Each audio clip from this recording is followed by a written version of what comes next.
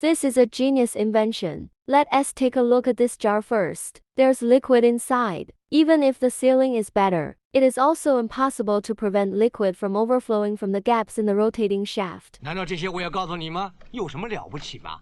There is another situation. Large crusher. If you are suddenly stuck, the motor is most like to be burned out. Tell me what good solutions you have to solve the problem. Clever inventor designed a device called a magnetic coupling. No physical contact required. He uses magnetic fields, transfer power from one axis to another. The coupler consists of two parts. One is the main rotor, one is the auxiliary rotor. There is a gap between these rotors. However, the transmission efficiency of this axial magnetic coupling is not high. For this problem, the clever inventor changed it into a sleeve, larger contact area. The driving and driven parts are isolated from each other. Use this magnetic coupler in your blender. Completely solve the problem of liquid leakage. Back to the crusher just now. If the load on the driven part is too great, these two components do not transmit torque simultaneously. This completely prevents the crusher from being overloaded and burned.